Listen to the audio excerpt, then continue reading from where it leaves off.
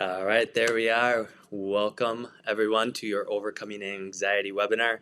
My name is Dr. Ty. If you don't know me, I own Whole Family Chiropractic, and I'm very excited to provide some good resources for you today, and more importantly, new insights. I'll share some of my own story. I know that when you're dealing with anxiety, whether it's for yourself as an adult, or maybe it's your son or your daughter, one of your kiddos, it can be a tough journey because there's not always like this clear thing. All right, if I do this one thing, I'm going to be okay. But a lot of times it's a combination of different modalities, different resources, different things you're doing for yourself, different things your family, your friends are doing to help you out. And I want to provide a unique perspective of something that we have seen work a lot over the years in our office, and more importantly, talk about how your brain, your nervous system, or your child's brain and nervous system can get stuck in a stress response and have it's basically like a hidden cause to the stress response that keeps you stuck in fight or flight no matter what you're doing from the outside. So we're going to jump in here, and what we're going to cover today then is different types of anxiety so you can better understand yourself or your child. We're going to talk about if these stress patterns get stuck on, especially if it is for your kiddo. We see a lot of kiddos in our office, so some of the stories and analogies that I'm going to share today are related to kids and pediatrics, but I want you to know that if you are an adult, the way the nervous system works and the brain works and the neurology works still applies either way. So if things do get stuck on as a kiddo, what that can affect long term, and then from a neurological perspective, what you can do to help. You might be wondering, like, why is a chiropractor talking about this? And it's actually been a passion of mine from my own experience, but also because of the type of chiropractic we do is a neurological approach. So we're really good at finding why the nervous system's stuck in fight or flight and making adjustments that are very gentle, very subtle at times, to help get the brain out of fight or flight and into a calmer, more grounded state. It's something that we've worked a lot with kiddos and adults in the world of mental health. This will be my third year in a row now, being fortunate enough to speak for the Minnesota Association for Children's Mental Health during their annual conference on this very topic. So when we jump in here, why am I personally passionate about this topic? It actually goes back to my childhood when it was about 1992, and I was in 5th grade, and we lived in the country. So for me, living in the country meant I got to play in the woods, be outside, and we were in a pretty small country school, one class for each grade. So in 5th grade, there was one class, and I was doing pretty well. When 6th grade came along, I had to go into the city. It was Wausau, Wisconsin, right in the middle of the city. And now suddenly there was kids coming from all over. I went from pretty small 5th grade class to all of a sudden having 330 kids in my 6th grade class. And beyond that, almost 1,000 kids in the school. This was actually a snapshot of our auditorium during one of like the school-wide meetings. And my nervous system at that time thought it was a lot to process. And I remember being in 6th grade and opening up by the end of the school year, because right when 6th grade started, I went boom, and I kind of shut down. I withdrew, and I became more of like the kid on the outside, just trying to observe and check out everything going on. By the end of 6th grade, I started to open up, until I came home one day and my mom and dad sat me down. They said, "Ty, now we love you and your sister Dakota very much, but we've fallen out of love with each other. We're going to separate. We're going to get a divorce." And it was a pretty big hit for my brain and my nervous system looking back at the time. And one of the bigger pieces then came is, fast forward a little bit, we moved an hour north to Rhinelander, Wisconsin. If you don't know that area, it's the home of the hodeg. And if you want any tips on hunting hodegs in the woods, this supposedly a mythical creature, but maybe it's real after all, talk to me after the class. after this webinar. Anyway, we moved to Rhinelander, and now I had to start that whole process over because when we moved to Rhinelander, I was starting brand new, fresh, without knowing anyone. And now it was really tough. I remember one of the first days in class in that fall, and I was standing outside for recess, and I was like plastered against the brick wall because I was looking around and I was seeing a group of kids play there, a group of kids over there, and I didn't know anyone. And I didn't want to be seen as the kid not having friends. So my heart was pounding, my palms were sweating, my eyes were big, and I was against the wall trying to blend in, kind of like the invisible kid. A week goes by, and I'm now in Mrs. Knox's math class, and still not knowing anyone, she asks the class a question. My classmate Dusty raises his hand, he gets it wrong, and I'm like, oh, I know this one. So I raise my hand, I get it right. Mrs. Knox is like, good job, Ty, you got it right. And while I had a moment of an excitement, I also instantly thought, wait a minute, Ty, you don't know anyone yet. You don't have any friends. You can't be showing people up. And from that moment, through the rest of junior high, through the rest of high school, all the way into college, I never raised my hand again in class. And looking back, I was more worried about who do I have to sit by during the bus rides? Am I going to have to wait and be seen alone when I'm waiting for the bus to pick me up at the end of school? Who am I going to bump into in the hall? And since that point, through that whole stretch, especially reflecting back, I realized that my nervous system had got stuck in this state of fight, flight, and even into what we call freeze because it was so overwhelmed and so anxious and so nervous.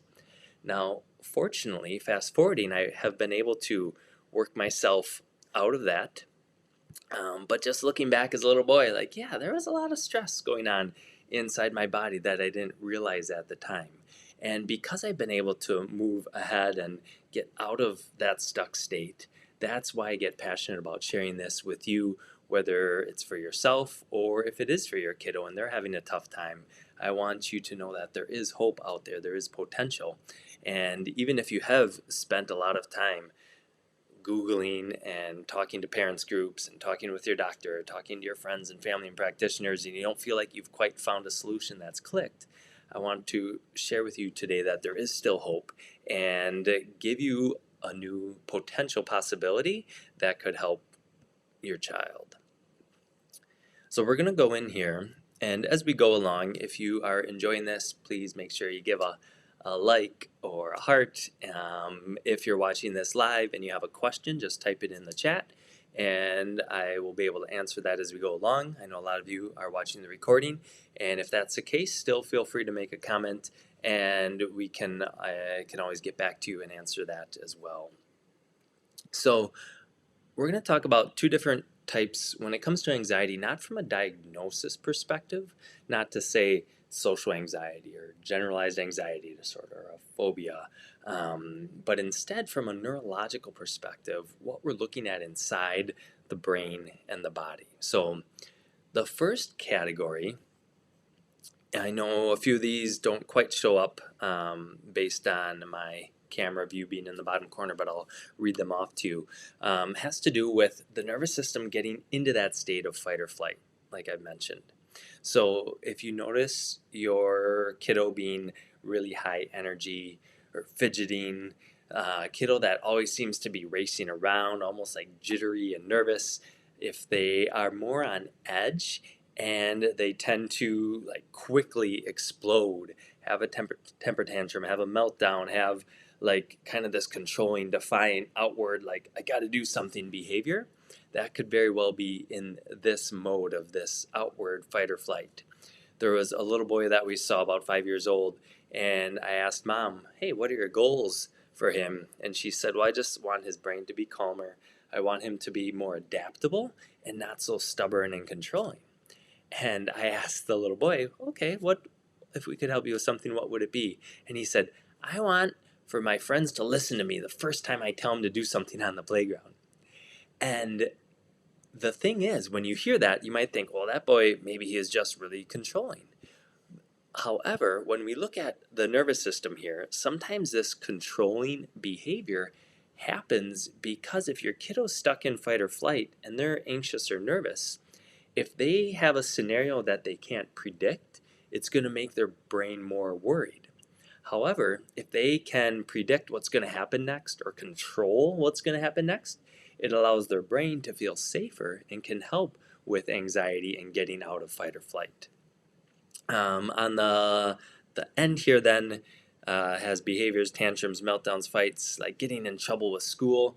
And this can be, again, because that energy, that stress is bubbling up to the surface. So if they get bumped into in the hall, they need to like push that energy out. So this outward sign, outward category is like all the stress in the body, and the body's got to do something with it, so it dumps it out. And then the last one says misdiagnosed as ADHD. There was a 6-year-old boy that came in our office who was kind of bouncing around, and when it came time to do the scans that we do, you could tell all of a sudden he looked distracted. He said, "Oh, I've got to play with this toy over here. Oh, I got to do this now. Hey, what's my sister doing?"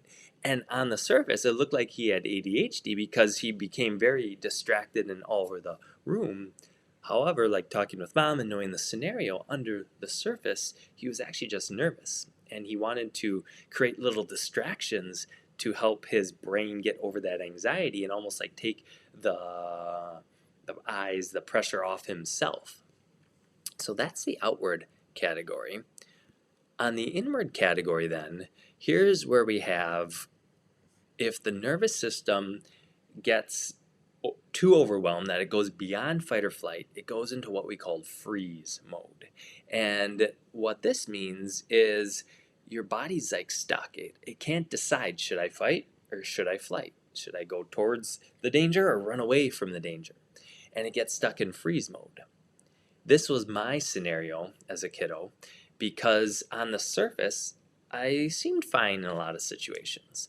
I wasn't creating a lot of havoc. I wasn't getting in trouble or having to be sent to detention. But internally, things were bubbling, things were brewing. I was much more withdrawn. I was shut down. I was shy. And maybe even to this day, you could ask my wife, I tend to be a little more stubborn and controlling and almost this perfectionist where I'm hard on myself. And I realized this was my protective mechanism because if I could be perfect on the things I did, if I could be perfect on the outside, then I thought, well, people can't blame me on the inside. So it was my way to kind of deflect people's energy or deflect people's criticism. Definitely, even to this day, not one to like want to go to a new place and go out and meet a bunch of new people. If there's a get together that my wife's going to for her business colleagues, let's say, like I usually go with, but it's not always on the top of my to-do list. In this case, with the inward stress staying inside, we tend to see more symptoms in the body. Upset stomachs, headaches, those discomforts. We'll share a little bit, a 7-year-old girl here a little bit later where she would throw up in the morning if she was really nervous. Digestion can be a really common thing that's affected. As a matter of fact, just earlier this morning, a girl came in that's in 3rd grade, and when she feels worrisome, she gets headaches and her tummy's upset. We did some scans on her, and we found that the nerves from her brain to her tummy were actually doing well. So it wasn't like there was something wrong with her tummy or her digestion. It was just that was a side effect of her feeling nervous. And then lastly on this one, again, my kind of default was like a pleaser. So if I was feeling stressed as a kid, the first thing I would do is put a big smile on my face and try not to cause any trouble, try not to disagree or state my opinion or do something that would ruffle feathers. When you look at the two categories then of the outward and the inward, I want you to know that they're not always separate, completely separate or distinct. Some, you might be reading through those, yeah, my kiddo's got a little of this one and a little of this one. And that's perfectly normal, perfectly common to see some overlap between them.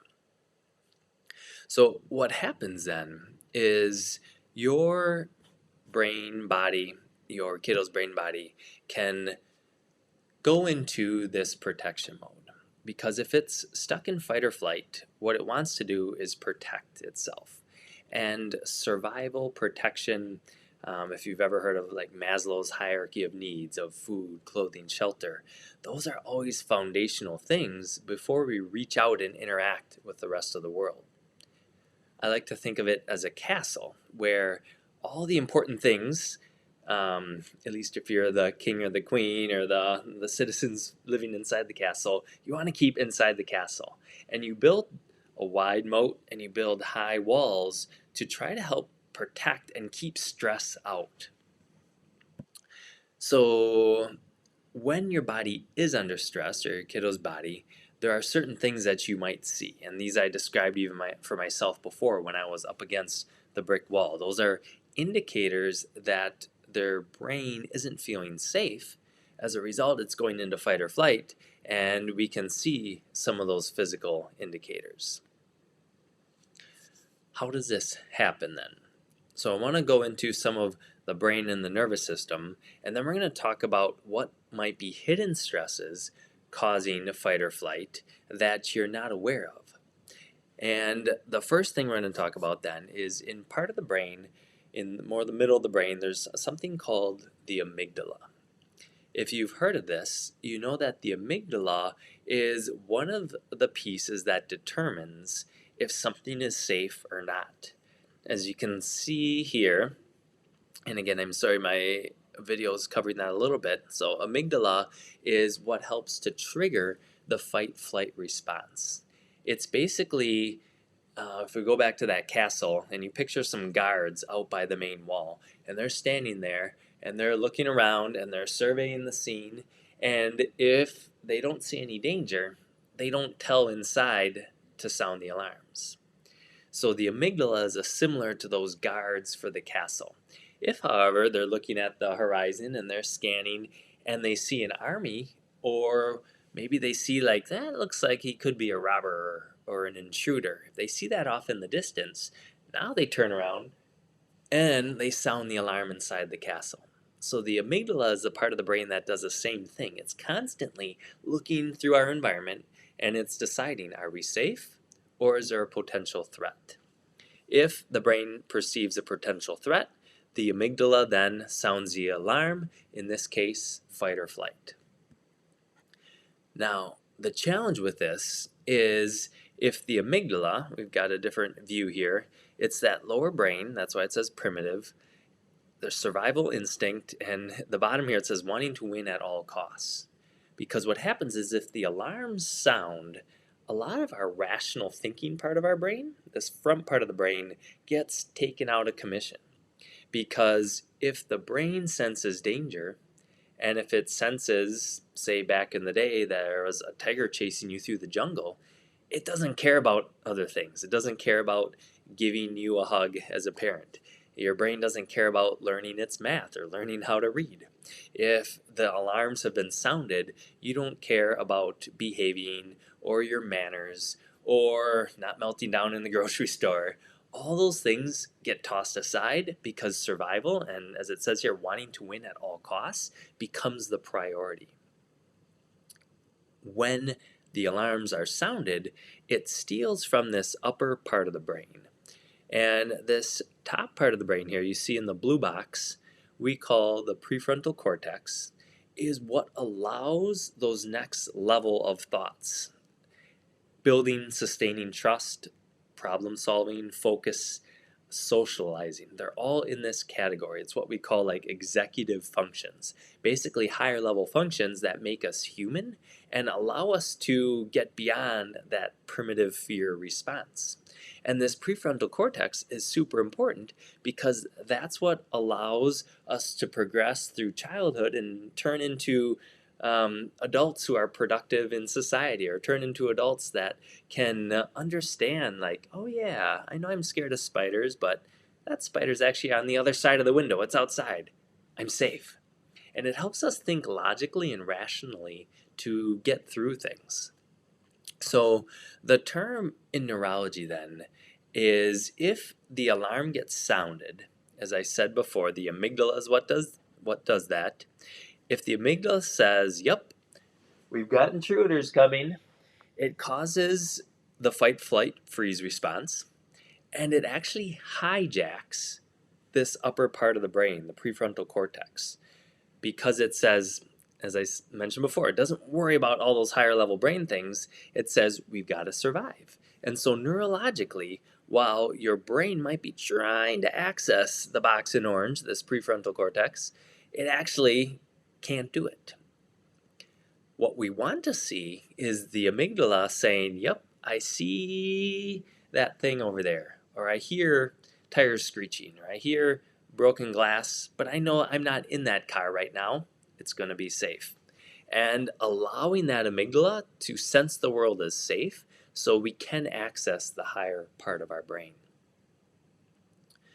As I mentioned before, not only does this help us make good decisions, help us socialize and connect with others, but really, as a parent, this also allows us to bond with our kiddos. I know my kiddo right now, he's 20 months old, and there are times where he'll sit in my lap and we can read a book, and times where he's running all over the place. But I feel thankful for those opportunities where I can give him a good squeeze and a good hug and know that we're building our bond and our connection.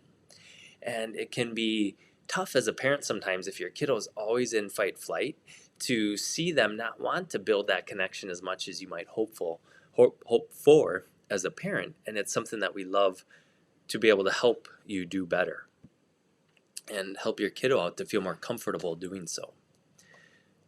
So the next thing we're going to talk about are 3 strategies you can use for yourself or your kiddo to help clear the amygdala out of fight or flight and allow your brain to access that higher part, that prefrontal cortex, and make sure that you can start to build that bridge and build that pathway. The good news is if you find your kiddos under a lot of stress and you're wondering like how is that impacting their brain and their development, this front part of the brain, the prefrontal cortex, doesn't fully develop and fully mature until the mid to late 20s. So you have some time. If you are working with your kiddo, know that there is hope to start to get these pathways wired in a calm state, in a more grounded state, in a state that helps take out fight or flight. And there's lots of time to get that rewiring happening.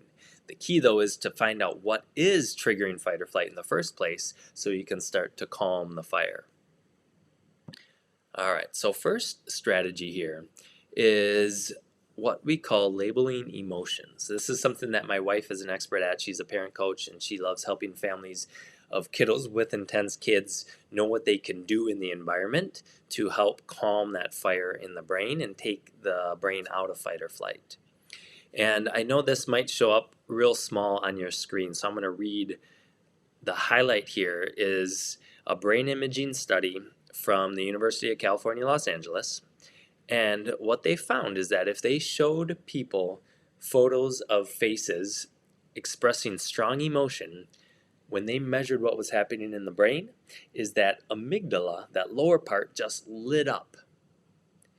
What happened then is once they labeled that emotion, the activity moved to the part of the brain that governs rational thinking. So I want you to think about maybe the last time you were in the grocery store and your kiddo asked, hey, can I get that snack? And you said, oh, not today. We already have a cart full of snacks. Or no, we've got some at home. You can eat when you get home. If your kiddo in that moment suddenly became really intense and you tried to logically walk through it by saying those things that I just mentioned, you might notice it doesn't work very well. If they're in the moment of intensity, what this study shows is that you want to label their emotion. You might say, oh, I see that made you angry. Oh, you're really frustrated right now. Oh, you are mad, or you're disappointed. They're all different possibilities, but when you label that emotion, it helps your kiddo's brain get out of that intense state and access the rational thinking part and help them realize maybe it is going to be okay. Strategy number 2 then is a way to make deep breathing go deeper and be more effective, specifically to help better activate the opposite of fight flight. If you've studied fight flight much, you've probably heard the term sympathetic. Is the term for fight flight, which means parasympathetic is the term for resting and digesting and calming the brain. It's the opposite of fight or flight. So here, this is a strategy I like to do on your way to work in the morning or on your way to school with your kiddos in the morning to help them reground and set themselves up for their transition into school or your transition into work, your transition into a next thing during the day. So what you do for this one is you take your tongue, you put it on the roof of your mouth behind your front teeth, and by doing so, this actually connects that emotional part of your brain, that amygdala, to the rational thinking and reasoning, the higher part of your brain, that prefrontal cortex. So it's a very powerful thing. Putting the tongue on the roof of your mouth, you breathe in for 4, you hold for 7, and you breathe out for 8. You may be doing this right now, so we'll do one more together. So I want you to breathe in through your nose. 1, 2, 3, 4. Hold. 2, 3, 4, 5, 6, 7. Breathe out. 2, 3, 4, 5, 6, 7, 8. By breathing out longer than you breathe in, it also helps activate the parasympathetic side of the brain and the nervous system. A colleague of mine, her daughter had a tongue tie where she couldn't get her tongue to the roof of her mouth. And at about 5 years old, she had a lot of anxiety and a lot of sensory issues. And mom said, you know what, I got to revisit that tongue tie. I want to look into it more. And she ended up getting the tongue tie released, and her daughter could now access putting her tongue to the roof of her mouth. And she said almost instantly, like in a very short period of time, her anxiety just sort of dissipated and eventually went away. So a critical piece for your brain and your nervous system is being able to access those calming things inside. And it's one of the cool things that our bodies are set up to be able to respond to stress and get out of those stressful states. We have these built-in mechanisms to help our nervous system and our neurology get into that calm and more grounded state. The last strategy then of these 3, and then we're going to talk about hidden triggers for the stress response and what we deal with in our office specifically. This last strategy is looking into the distance. When we're in a room or when we can't see very far, it causes our brain to be a little bit more worried and kind of puts that amygdala on edge. When we can look into the distance and look out over the horizon, look at trees, look at a lake, look at over a field, it again moves the brain from that lower part into that higher part, that PFC, that prefrontal cortex. So looking into the distance is a strategy that I recommend doing maybe at the end of the day if you want to debrief, or if you need to talk to your spouse about something, or you and your kiddo are trying to problem solve.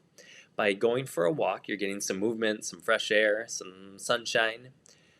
But if you're going for a walk and you can do it along a river or by a lake or a field where you can look over the horizon into the distance, it allows your brain to get into that higher center, which is the area for like critical thinking and problem solving. So if your kiddo's stressed out and you're in a closed quarter and you're trying to like problem solve how to help them not be stressed the next day, it's really tough to do. So get out, get some movement, be able to look into a distance, and now it's going to open their brain up for that problem solving ability. So the common theme between these 3 strategies is getting back that hijacked amygdala, getting out of fight, flight, freeze, and into rational thought by allowing the brain to build that bridge and access the higher part of the brain, the prefrontal cortex.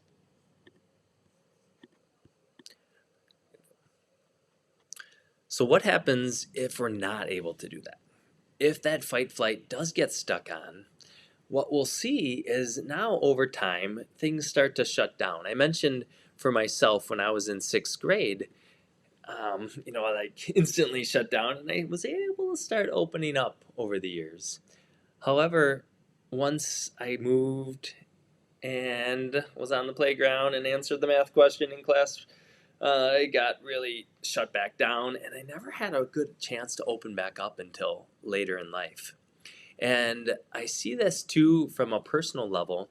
my mom, who I love dearly, and I know she's done amazing things to take care of myself and my sister, Dakota.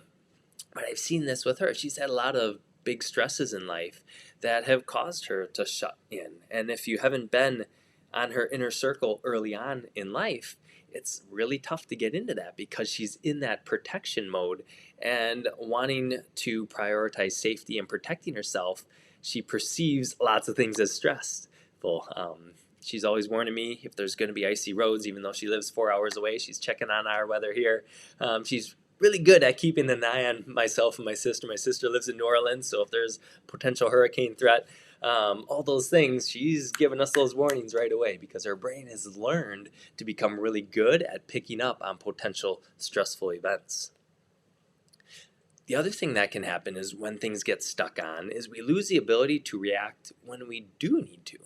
It's almost like the boy who cried wolf, where if he's always crying wolf, pretty soon the farmer and the other people, they don't listen to him. So if our nervous system is always stuck in fight or flight, when a real stress does come at it, it doesn't, it's like, well, it's trying to sound the alarms even more, but the alarm bells are already sounded, so it doesn't really have much to listen to. This, an example here, a mom brought her 11-year-old in to see me, and she was worried that when her daughter became a teenager, that she wasn't going to be able to sense stranger danger, as an example, or sense that a situation just doesn't feel right. She was worried that her daughter wasn't going to be able to develop her gut instinct and be able to say no to drugs or a dare, or be able to say no if a situation got stressful in the backseat of a car on a date. All those things that we want to help support our kids with, knowing how to get through when they are in those teenage years. She was just afraid her daughter wouldn't sense that opportunity. So by getting your kiddo, out of this fight or flight and helping the brain retrain itself by knowing what calm feels like, what grounded feels like, not only does it open you up to more of life's opportunities later on, but it also helps you sense when something truly is off, that you do need to do something about it. So we're going to go now into what I mentioned before, a hidden trigger of the fight-flight response that a lot of people are overlooking or not even aware of is a concern in the first place. It's something that we specialize in our office, and it's something that I like to call the robber or the intruder. The robber's already inside the castle.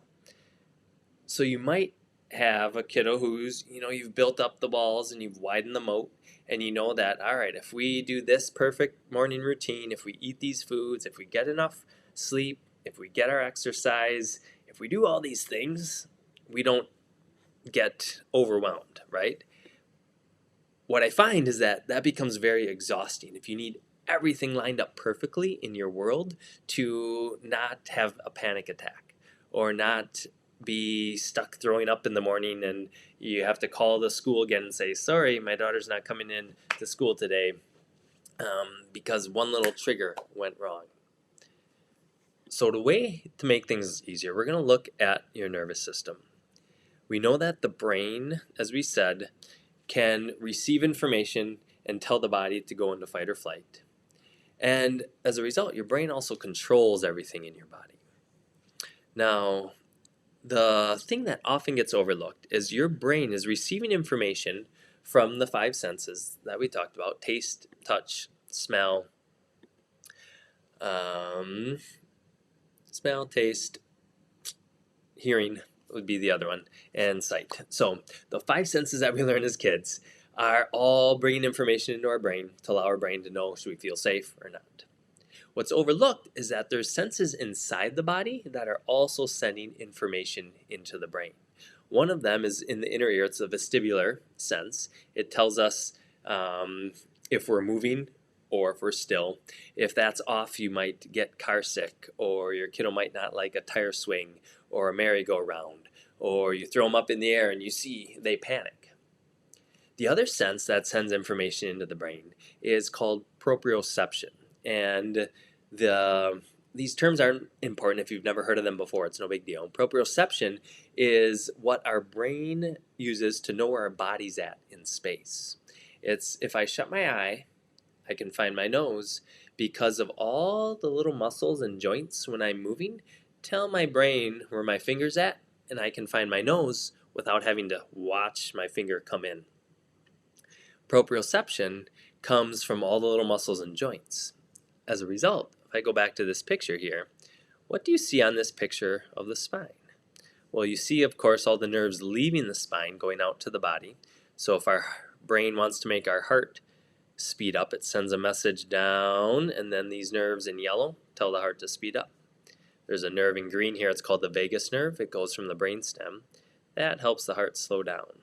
This nerve goes to our lungs, our stomach, our liver, our intestines, our kidneys, our bladder. All our body parts get a message from the brain. One of the critical things, aside from all the nerves leaving between the bones of the spine, is that if we look at the spine model here, we see bone, bone, bone. As a result, joint, joint, joint, joint, joint, joint, joint, all the way down the spine. If you have a kiddo, say an OT, you might have heard of joint compression, where you squeeze the wrists, you squeeze the ankles, because there's lots of little bones there. And as a result, by stimulating that proprioception that comes from those little joints, it sends messages to the brain that tell the brain to calm down. And what is often overlooked is that because these messages tell the brain to calm down, if they're not getting to the brain never has a chance to get out of fight or flight.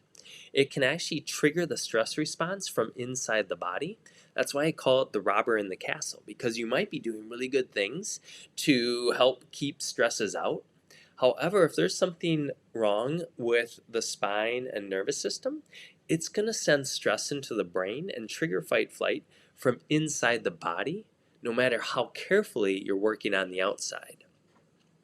Dr. Roger Sperry won a Nobel Prize for brain research in 1981. One of the things that he found is that 90% of the stimulation of the brain is generated by movement of the spine. Pretty amazing. Which means that if the spine isn't moving properly, you're losing out on the biggest piece of stimulation and nutrition into the brain. If the spine isn't moving properly, instead of getting all these good messages going up into the brain, telling it what's going on, telling it how to be calm and grounded, the brain starts to get nervous. It starts to get worried. And what happens is if something's out of alignment, it actually now sends a stress message into the brain, and it triggers fight or flight from inside the body. When it comes to the different parts of the spine, the upper neck is actually the most important. About a third of all that proprioception, that good calming input to the brain, comes from the upper neck. So what happens then is if there's a robber already inside the castle, it's exhausting and it's frustrating because you're trying all these things, yet things still keep getting triggered. So what can you do about it then? I'm going to show you a video, and we're just going to watch a couple minutes here of a researcher out of New Zealand who has found what the adjustment does to help get the brain out of fight or flight and stimulate that front part of the brain that we've been talking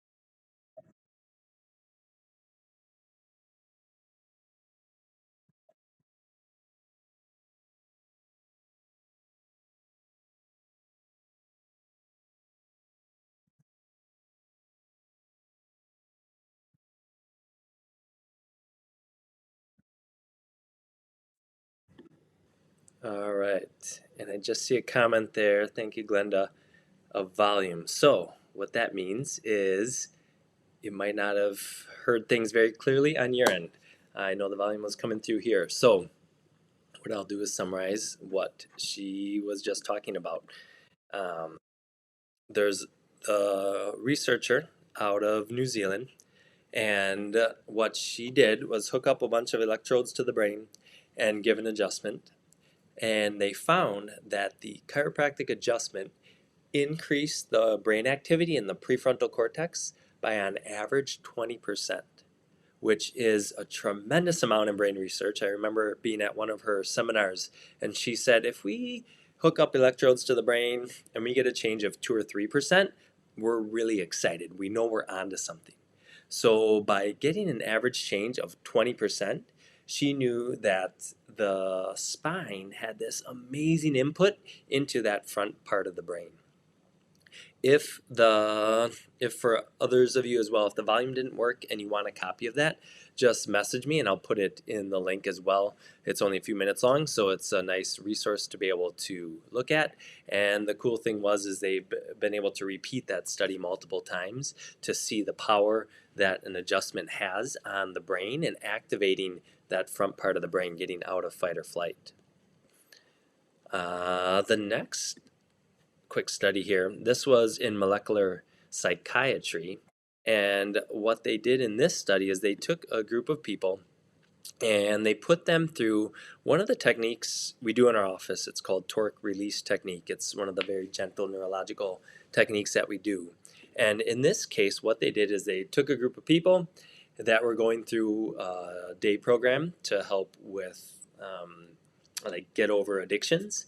And what they found is that the group that was getting adjusted had far less anxiety. And it's highlighted here, but basically the group that was getting adjusted had a huge decrease in anxiety versus the placebo group didn't have any change.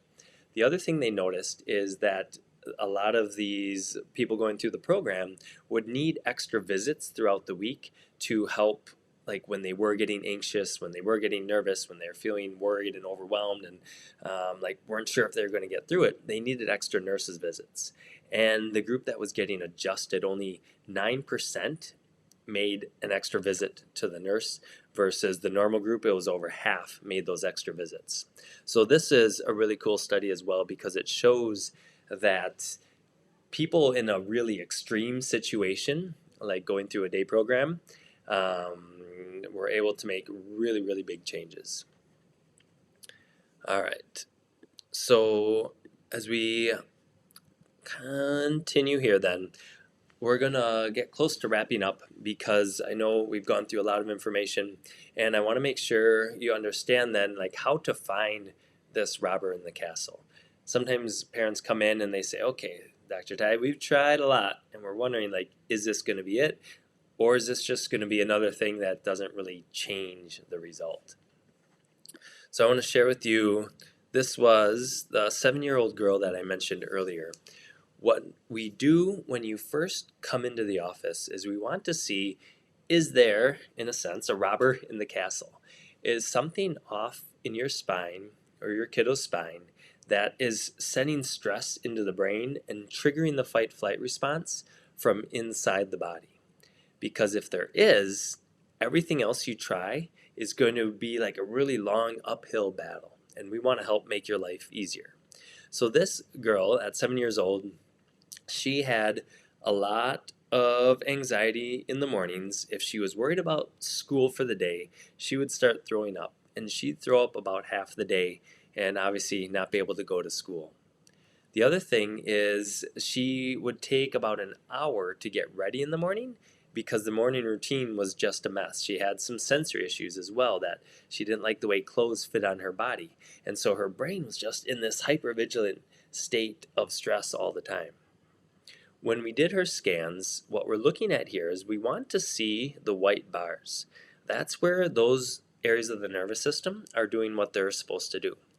If we see the different colors, there's mild, moderate, severe, the green, the blue, and the red, we know that those are areas that are off, sending stress into the brain. Now, we have started adjusting this girl, And as we went through care, some of the things Mom noticed were instead of an hour to get ready in the morning, it went down to 15 minutes. After a few months of care, Mom's like, we haven't had a morning of throwing up and not going to school for a couple months now. And she knew she was on the right track because not only was her daughter feeling better, but she could see her daughter was happier. She's in a better mood. She was more open, more engaged. She started talking about like a dance performance that she was doing at school. And she also said, hey, guess what? My daughter, she's learning how to ride the bike. Because as we started to get these connections of the brain and the body, what happened is her body became more coordinated. So some of the pieces that we'll see with kiddos, if they've missed milestones or they're kind of they're not as good on the playground, let's say, is because the brain and the body aren't connected as well.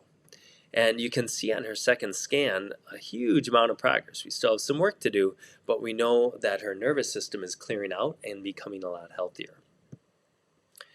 This scan was of a 13-year-old boy, and he was the anxious, jittery type. Always a lot of energy. When he would come into the office, always talking, always revved up, always on edge. He would wake up at about 4:30 most mornings. So parents are exhausted because they're having to get up early. And one of the things that they noticed, excuse me here, as you can see on his first scan, this is one of the scans that measures how much energy is going through the nervous system. And if there's a lot of energy through the nervous system from the spine, that's being fed into the brain and feeding all this energy into the brain. You can see on this top scan here, we don't even have any white bars. Like his whole system is on edge. As we started adjusting, you can see the bottom scan here, still have definite work to do. But this scan was, just checking, only a month later. We've made tremendous progress. We're actually starting to get some of the white bars, which means his nervous system is calming down, which is going to allow more calm into his brain. So on the parent's side, one of the first things that they noticed was better sleep.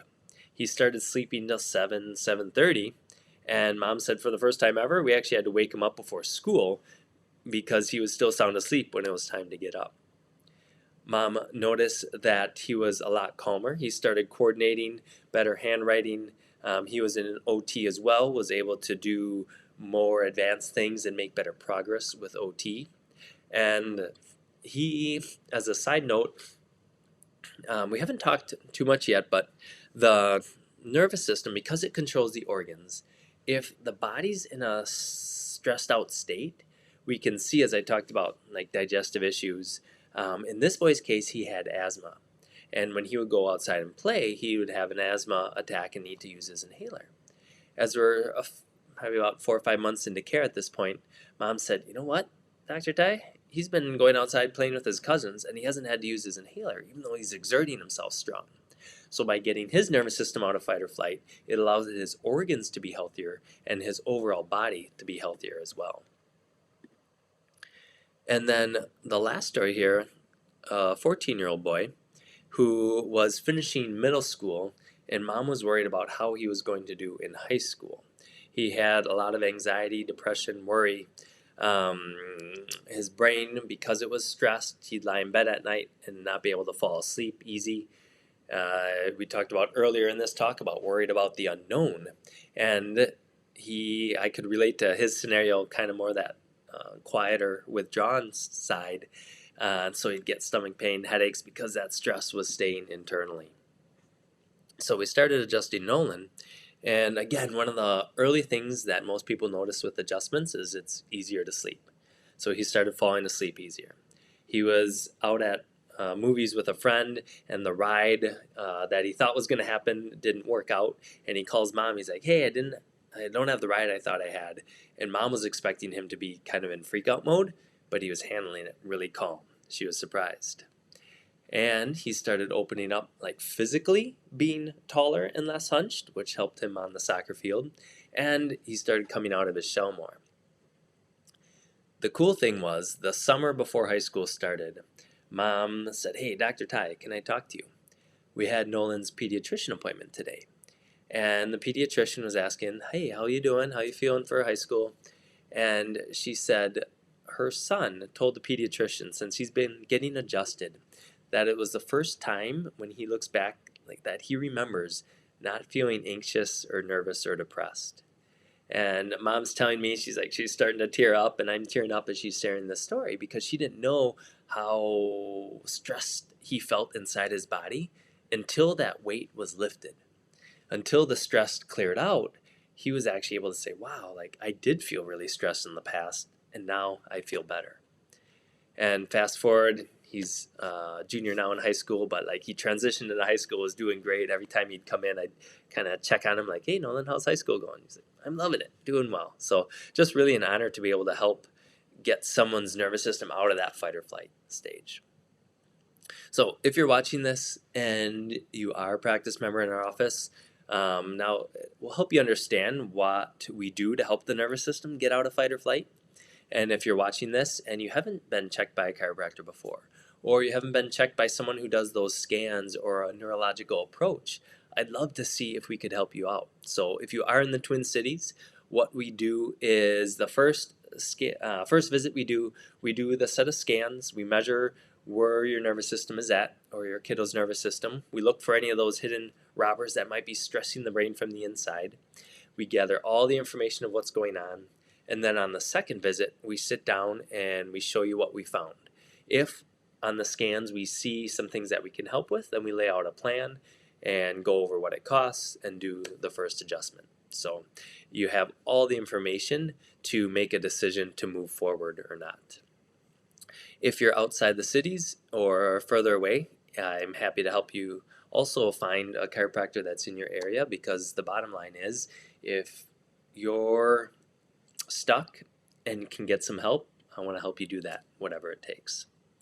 So if you need any other resources, we've got our website, of course. We do a lot on Facebook, on Instagram, and are really just open to helping you out. If you've watched this and you do want to get checked in our office, just mention that you watched this webinar and we'll take $50 off your first visit. Normally it's $150, but because you've watched this, it saves us some time explaining. A lot of people wonder, like, how does chiropractic help anxiety? And this, now that you know how it does, it saves us time in the office, so we're happy to take that $50 off as a gift to you. So just mention that for your first appointment.